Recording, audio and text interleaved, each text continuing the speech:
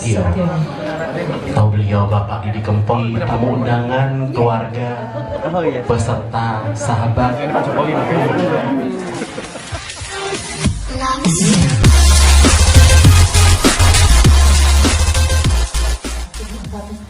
Sugeng Rawuh, Gus Miftah,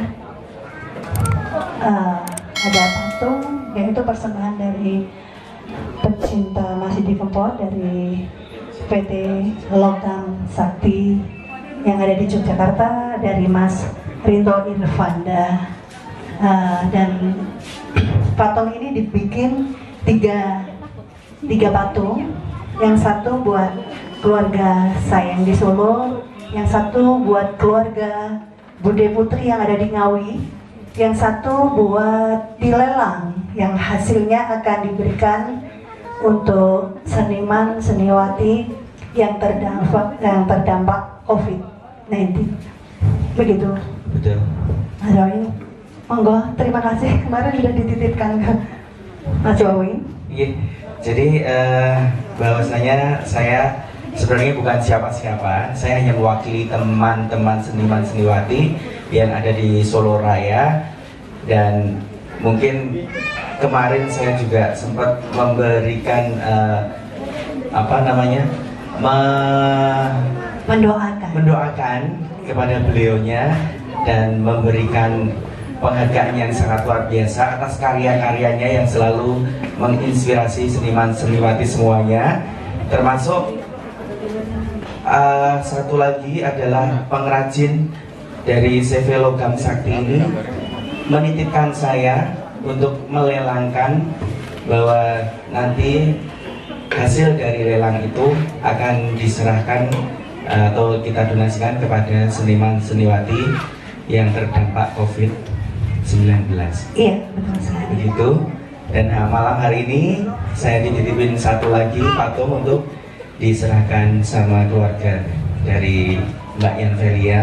Terima kasih. Iya, dan ini tadi sudah ada di sana, belum ada prasastinya, karena memang saya diminta untuk meminta tanda tangan beliau, Mbak Yan, dan nanti kita serahkan kembali ke pengrajin.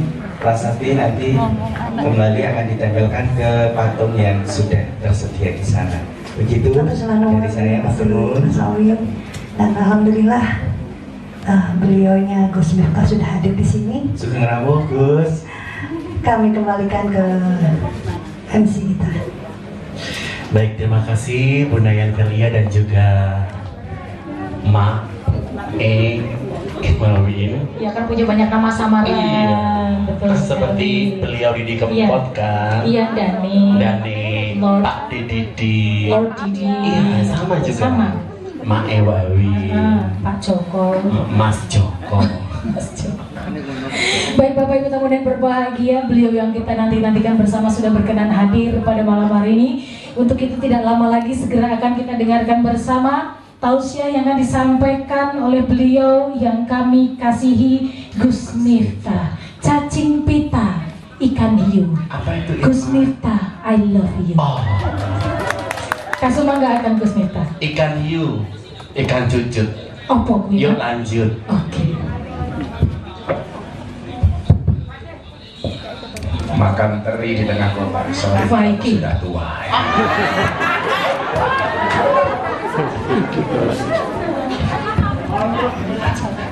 Assalamualaikum warahmatullahi wabarakatuh. Alhamdulillahi qail alladzi khalaqal mauta wal hayata liyabluwakum ayyukum ahsanu amala. Asyhadu an la ilaha illallah wahdahu la syarika lah wa asyhadu anna sayyidina Muhammadan abduhu wa rasuluhu la nabiyya ba'dah. Allahumma shalli wa sallim wa barik ala sayyidina Muhammad ibni Abdillah wa la haula wa la quwata illa billah, amma ba'du. Ila hadratin Nabi Mustafa Muhammadin sallallahu alaihi wasallam wa ila hadrati almarhum Mas Didi Kempot. Al-Fatihah. Bismillahirrahmanirrahim. Alhamdulillahi rabbil alamin arrahmanir rahim maliki yaumiddin iyyaka na'budu wa iyyaka nasta'in ihdinas siratal mustaqim siratal ladzina an'amta 'alaihim ghairil maghdubi 'alaihim waladdallin. keluarga besar almarhum, wabil khusus Mbak Ian yang saya hormati, Bapak Ibu, hadirin hadirat, wabil khusus para sobat ambiar yang saya cintai. Saya hari ini banyak dapat pertanyaan dari kawan-kawan wartawan, kenapa Mas Didi Kempot sudah 40 hari berpulang, karyanya masih tetap dikenang, masih ada konser untuk mengenang beliau seperti malam hari ini di Indosiar, masih banyak acara-acara yang dilakukan atas nama mengenang Didi Kempot. Hebatnya Didi Kempot di mana? Bapak Ibu yang saya muliakan, saya mencatat hidup dan mati yang paling sukses itu sederhana. Orang yang hidup dan matinya hebat itu siapa? Orang yang hidupnya membahagiakan orang dan matinya tidak menyusahkan orang. Tolong yang jilbabnya pink didengarkan ya. Yestowo pink.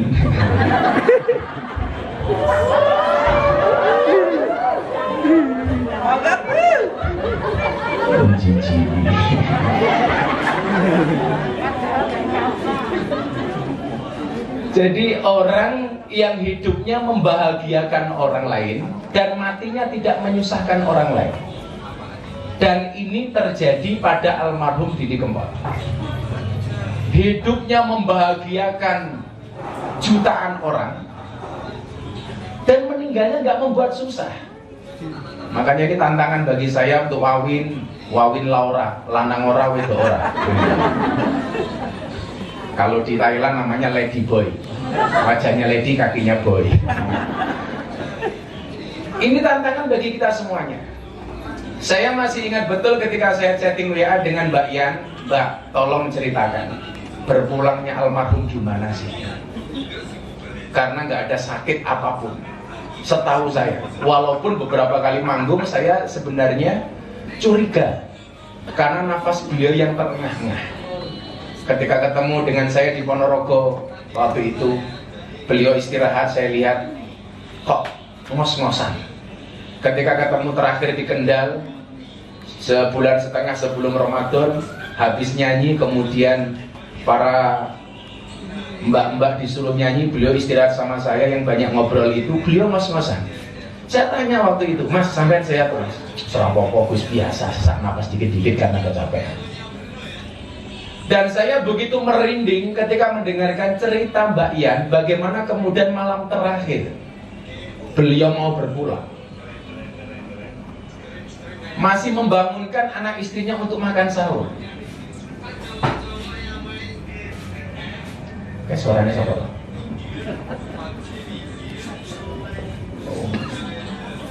Ana suara orang rupai biasanya entuk.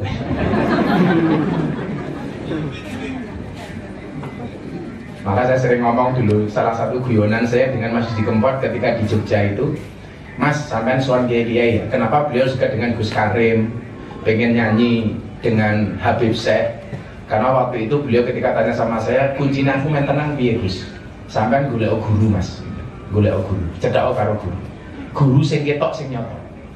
Sekarang kan modelnya aneh-aneh, ngaji kepada radio umpamanya, ora jelas. Iki gurune sapa? Sing jenenge radio kuwi ana swara tanpa wujud. Sak ngerti kula sing ana swarane ana wujude jenenge entut. Maka kalau di Jawa Timur di Banyuwangi itu ada lagu yang cukup terkenal. Apa kayak? Ana swarane ra ana wujude entut jenenge. Dan alhamdulillah gara-gara itu Mas Didi sering suan-suan kiai-kiai, termasuk salah satu kiai yang beliau sering datang itu di Sragen, Abah Syarif Hidayatullah. Abah Syarif Hidayatullah. Nah, ketika saya mendengar cerita Mbak Ian ini bagaimana? Allahu Akbar, Allahu Akbar, Allahu Akbar, betul Mbak Ian ya. Bagaimana kemudian matinya ini gak membuat susah orang? Kan kadang-kadang nonton gitu, wong sugih tapi mati ini ku angel. Mlebu rumah sakit ramari-mari, bondone nganti entek, bahkan nganti utang tangga teparo, kemudian mati. Sehingga kemudiannya terjadi apa? Ninggali anak putune utang. Ini coba kita bandingkan dengan Mas Didi Kempot. Hidupnya menyenangkan orang, matinya nggak menyusahkan orang. Dengan sesederhana itu Allah memanggil Mas Didi Kempot. Artinya apa? Cerita hidup yang dibuat oleh almarhum itu adalah cerita yang baik. Maka kenapa saya sering mengatakan wong urip kuwi tugasnya mau gawe cerita. Sama halnya kita malam hari ini sekarang kita membuat cerita, Bu. Saya datang ke sini dalam rangka membuat cerita. Wallah ya, dari semua teman dekat saya yang 7 hari dan 40 harinya saya bisa datang baru almarhum Didi Kempot. Satu ya karena saya cinta dengan Mas Didi Kempot, yang kedua ya mergo lockdown.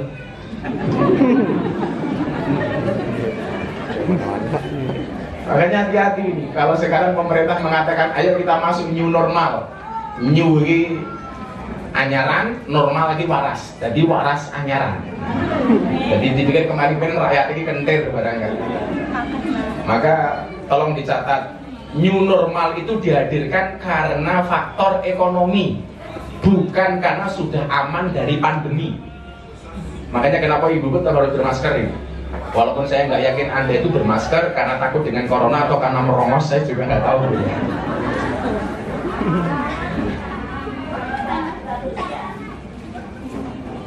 Membuat cerita dan durasinya ini nggak lama. Durasi orang membuat cerita itu hanya antara gegem dan begar. Almarhum Didi Kempot dipanggil oleh Allah dari umur hari lahir sampai beliau meninggal hanya 53 tahun. Makanya kalau kemudian Ronggo Warsito urip memampiri ngombe itu lumrah. Orang lahir itu, orang hidup itu disuruh membuat cerita Bapak Ibu, itu hanya antara gegem dan begar. Maksudnya apa? Bayi lahir tangan dalam keadaan gegem, orang mati semuanya mati dalam keadaan begar. Ibu-ibu yang biasa melahirkan nyuwun sewu, lah bayi lahir itu tangannya gegem apa mboten? Gegem. Kenapa bayi lahir tangannya gegem? Lah begar rusak dalane, Pak. Obras mbahmu kok obras ki apa? Gegem. Maksudnya apa? Pengen menggenggam dunia seisinya, semuanya pengen digenggam, Pak. Dunia pengen digenggam, harta pengen digenggam, tanah, mobil, sertifikat deposito pengen digenggam, kamera pengen digenggam, HP pengen digenggam. Tapi sekuat apapun kita menggenggam harta dunia, begitu orang mati tangannya begar, Pak. Saya biasa nunggoni orang mati, Pak. Orang mati tangannya mesti begar. Gak ada orang mati tangannya gegem, Bu, kecuali petinju mati di ring. Pasti begar. Ini maksudnya apa? Cul. Semua yang kita bawa bakal dicul. Duit cul, mobil cul, sertifikat cul, bojo ayu lemu kaya Mbak Yan cul. Santai aja Mbak Yan, insyaallah kuat. Aku ndelok jenengan mesem kau wis peneng Mbak tenang. Susah kula ndelok jenengan merengut, susah nangis. Aku melu susah Mbak. Wis lemu nangis, wah jangan serah.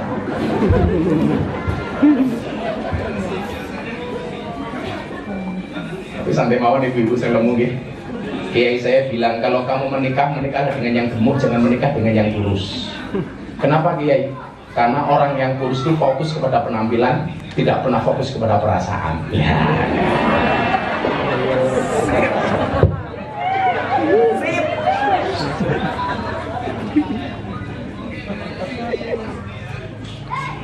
Wow, win gitu tidak ada cewek kayak apa tetap nggak pernah jadian.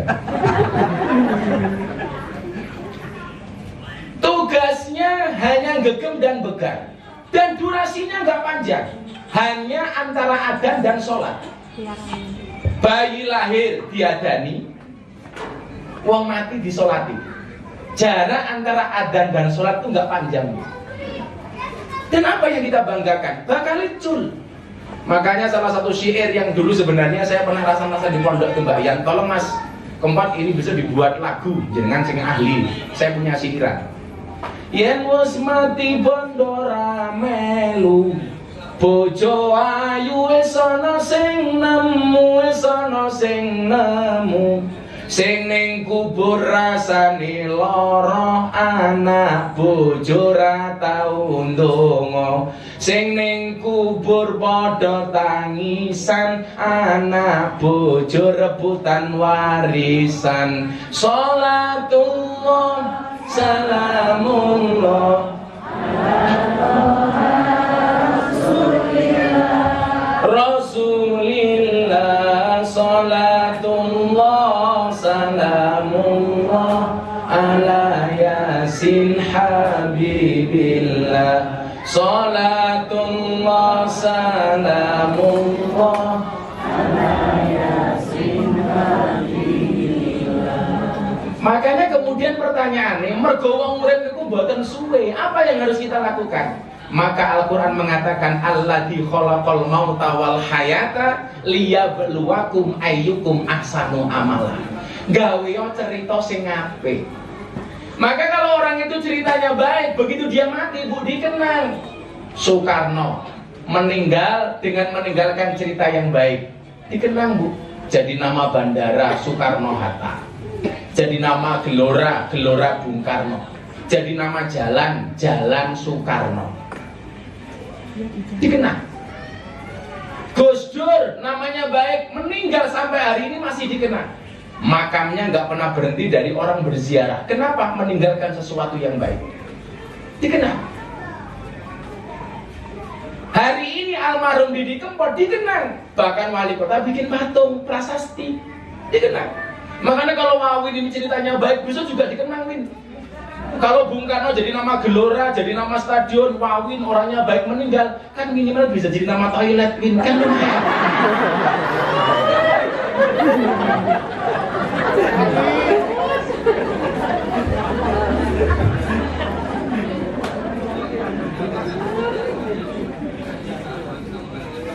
Aku ora bayangke ya, lah Wawin mati digawe patung ini iki. Patungnya lanang apa banjir bingung aku.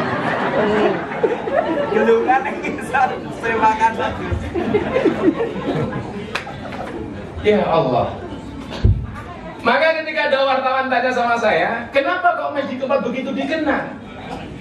Bapak Ibu rahimakumullah, saya mencatat begini. Ada 4 jalan supaya orang itu menjadi viral. Anda silakan pilih yang mana. Itu teman-teman artis atau siapapun yang pengen viral, itu caranya cuma ada 4 ini. Satu, melawan orang yang besar. Jadi hari ini kalau orang pengen cepat terkenal gampang, bikin YouTube, bikin video, ngonek-ngonek presiden, melawan pemerintah. Itu pasti cepat terkenal. Tapi nggak lama. Cepat ditangkap. Makanya di Indonesia itu sekarang yang lagi heboh kan 2. Jadi 1, gampang menghina orang, yang kedua adalah gampang minta maaf. Begitu demo, bunuh Jokowi, tangkap, maaf saya khilaf, matamu. Ini kalau dia melawan orang besar, cepat terkenal, cepat viral, tapi cepat ketangkap.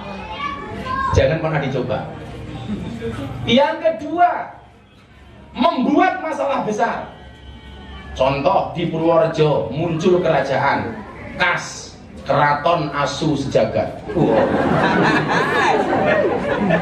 Kondang Pak, Bu, viral, betul Pak, tapi nggak lama. Siapa rajanya? Mantan bakul angkringan, jadi raja. Permausurinya nyewa. Belum selesai di Bandung muncul, Bu, Sunda Emperan, muncul lagi. Ini orang membuat masalah besar, cepat terkenal. Kemudian yang ketiga, menyelesaikan masalah besar. Kalau ada masalah besar Anda selesaikan, saya jamin Anda viral.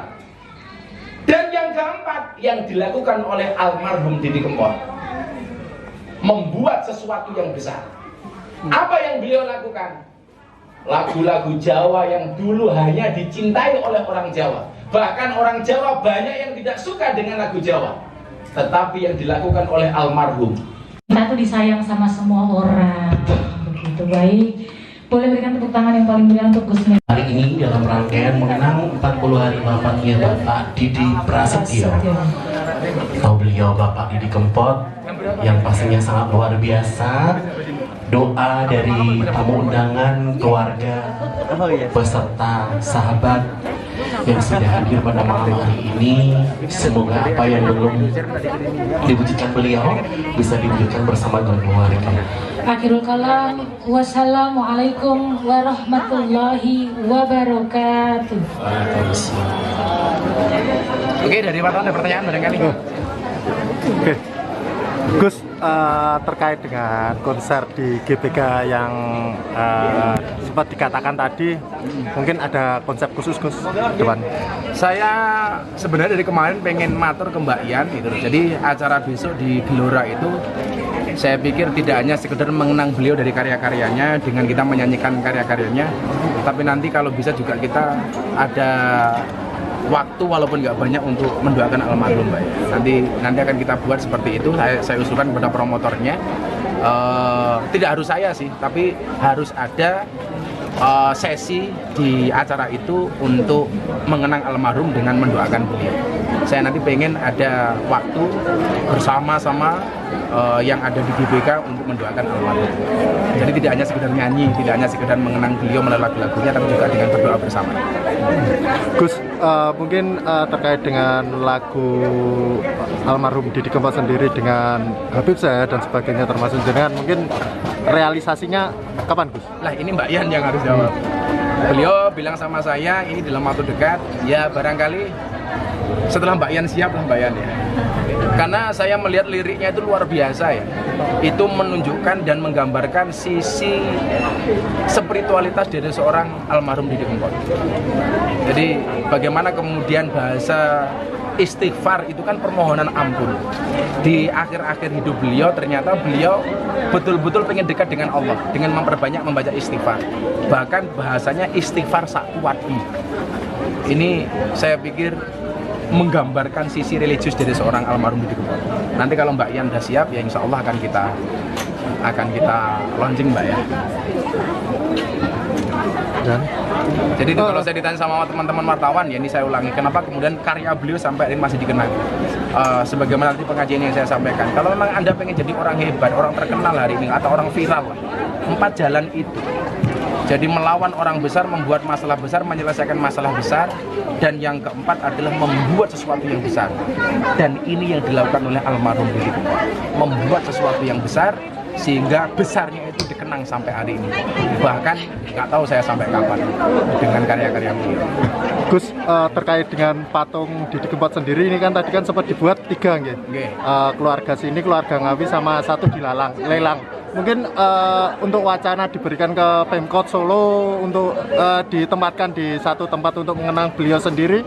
Menurut saya sempat ditanya sama Mbak Ian, Gus ini mau dibuatkan patung gitu untuk yang kemarin itu. Mau dibuatkan patung. Bagaimana pandangan Gus dari sisi agama? Nanti kontroversi apa enggak? Saya bilang kita lihat dari nilai kemanfaatannya. Katanya untuk dilelang, untuk disumbangkan kepada korban corona. Saya pikir ini mewakili semangatnya almarhum. Karena almarhum begitu perhatian terhadap virus ini dengan banyak jasa-jasa beliau termasuk konser-konser beliau secara online. Saya pikir ini nggak ada masalah. Dan barangkali kalau kaitannya dengan wali kota, wali kota juga udah menyatakan akan membuat patung di stasiun. Tinggal teknisnya saja lah Mas. Ya, siap. Terima kasih semuanya. Bantu saya salaman. Ini Pak Jokowi.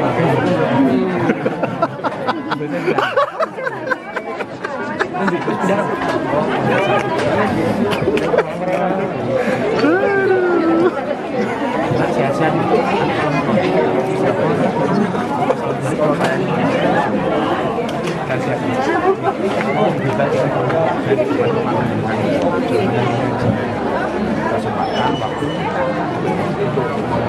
Iya,